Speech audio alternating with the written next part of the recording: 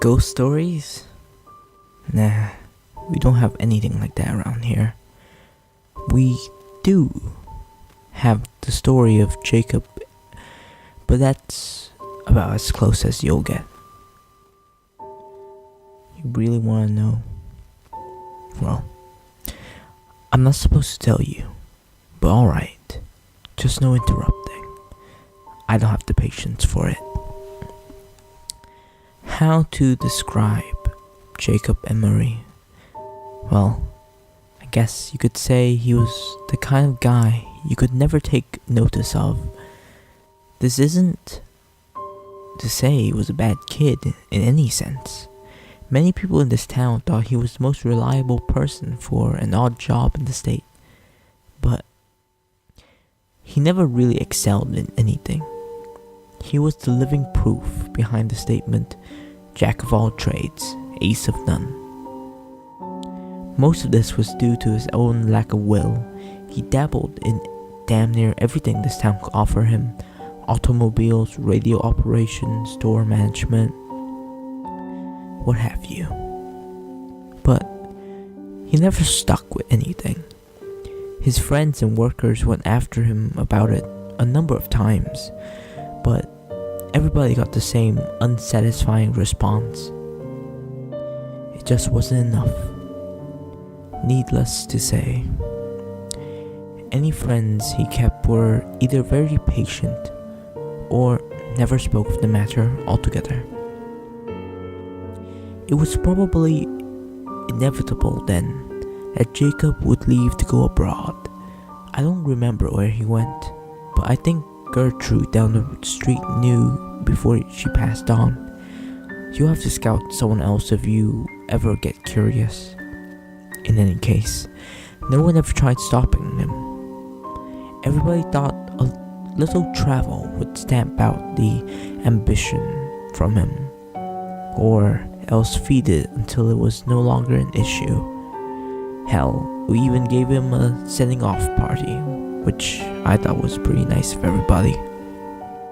So anyway, he was gone for 6-7 years, something like that. Can't remember. You have to check with somebody else about that too. Anyway, he came back eventually, and he had changed, obviously enough. He was amiable, energetic, all smiles all the time, and we all quickly learned why. He showed us a souvenir he brought back, a solid black stick, the length of a pencil, but the texture of chalk. Simple thing would prompt such a spring in his step. Until he gave his demonstration, he took a piece of paper, and with this stick, God, there's gotta be a better name for it. With this stick, he drew a crude circle. It dropped and rested on the border of the paper like a stone. It didn't leave the paper, but it acted out on it, sort of like an old movie projector on a screen. Son, I know how crazy that sounds, but if you feel like playing skeptic, then you can leave an old man to his craziness. But I know what I saw. Even if everyone's been hushing it up, and that stone he drew dropped. Jake even passed around the paper, and as it was being passed, it rolled around as the paper got tilted. None of us had any word for it. Hell, what was there to say?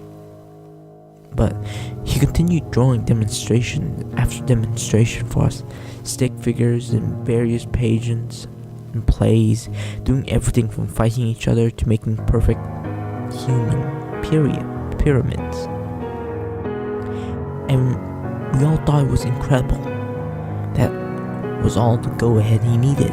He announced that he planned to put on shows to pay for rent and food, where he would draw anything the crowd members wanted.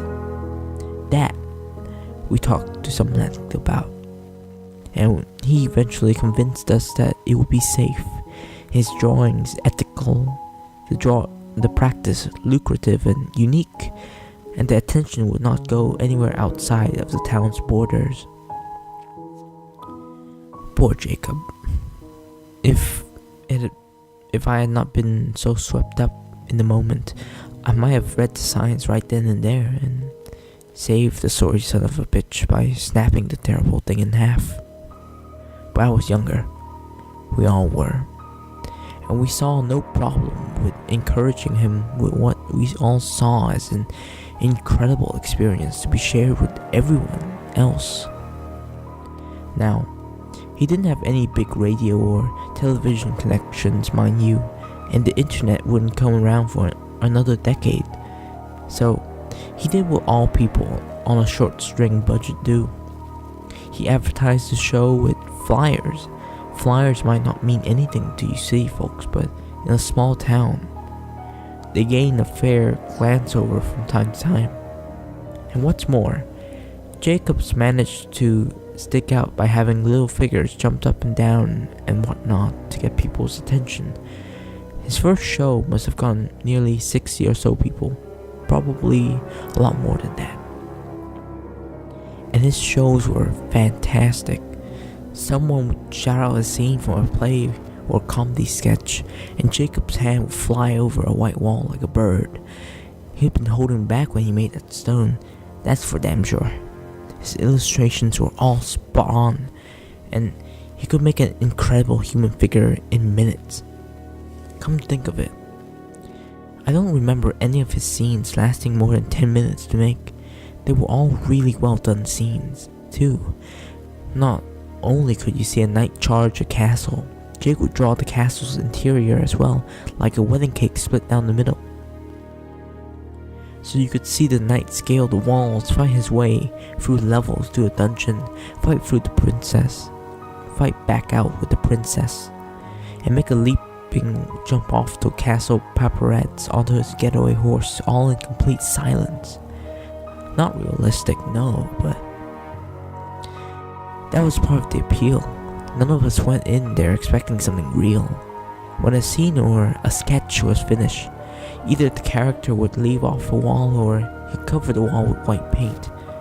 This was good, in a way.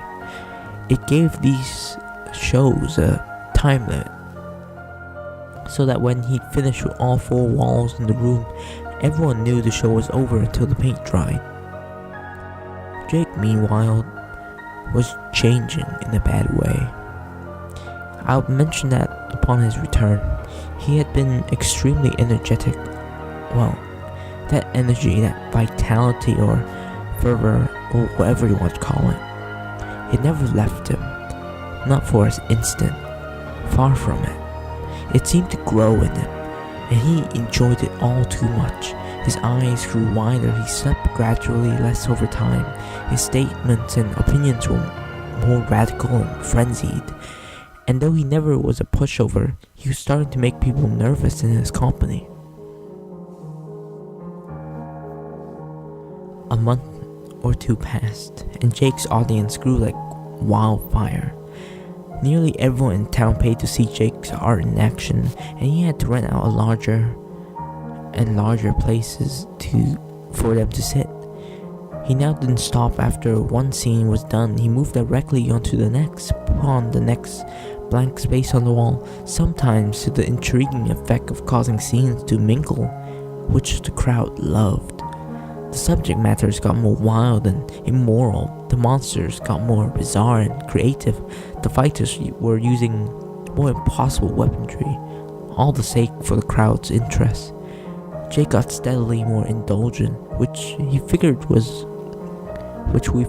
from the money, and he became a drinker and a womanizer, neither of which got rid of that vitality, by the way.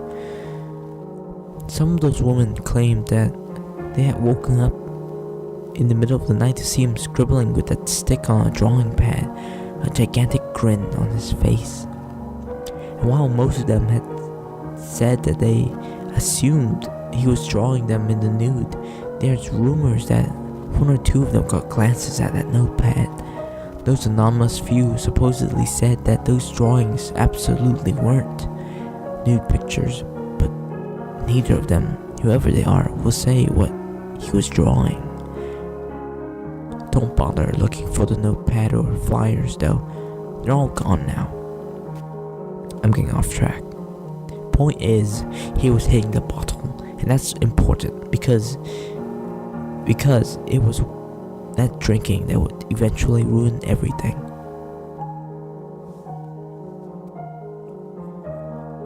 On the night of one of his performances, as he walked in front of his cheering crowd, it was immediately apparent to everyone that he was completely drunk. I was in the front row and I could smell the bourbon from him from 10 feet away. The show started. He went through a bunch of sketches and scenario the crowd recommended, when at the end someone asked that he draw himself. Everyone cheered the idea. I guess they had been wondering what his creations thought of him, which he eventually obliged. No sooner had Jake finished collecting the final 2 lines on his coat than every single character across the vast expansive wall all stopped and looked directly at that illustration. Lovers stopped kissing, clowns stopped laughing, and robots stopped fighting pirates. Everything stopped and looked at the Jacob illustration. The crowd died almost instantly. I remember Jake's face at that moment, pale white, full of terrible comprehension at his mistake, and looking desperately for the cans of white paint he had forgotten to put out before the show. Everyone else, they were looking at the fake Jacob.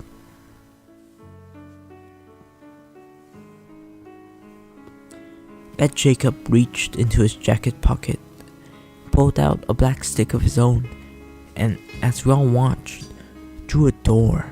He pushed on his side and the door swung open, allowing him to walk through onto the floor of the auditorium. The rest was an absolute hellish pandemonium.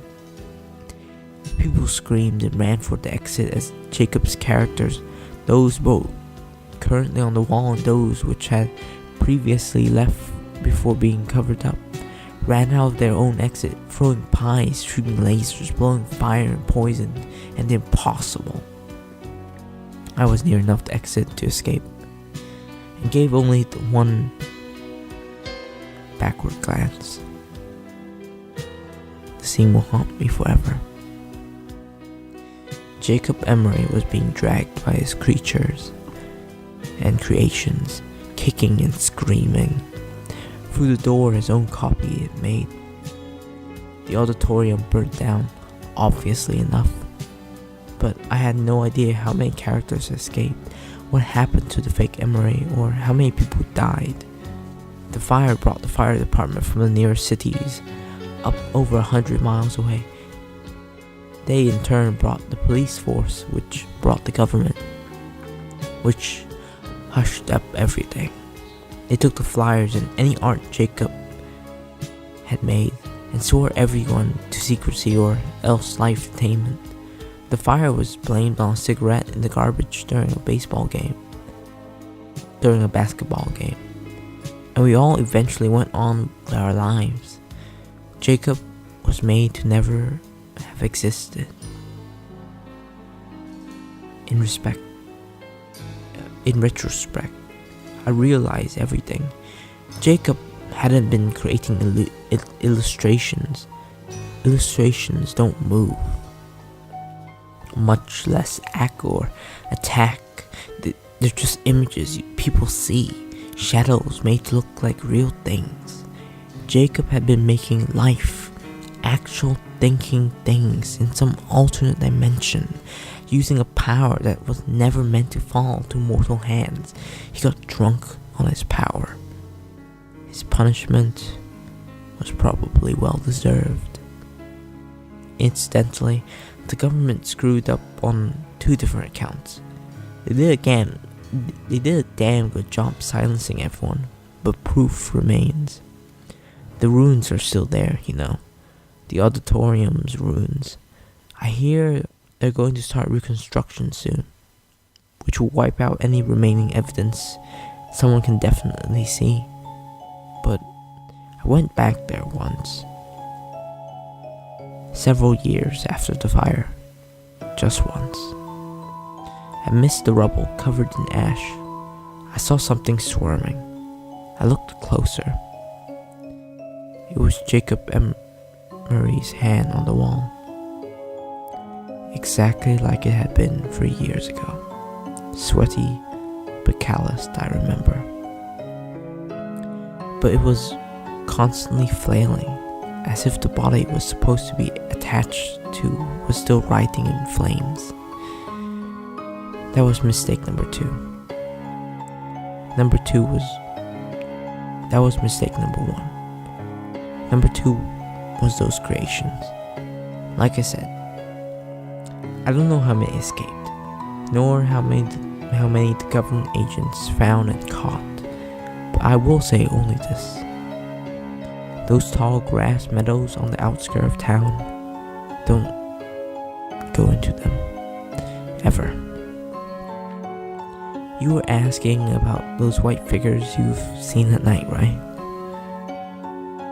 This town doesn't have any ghost stories.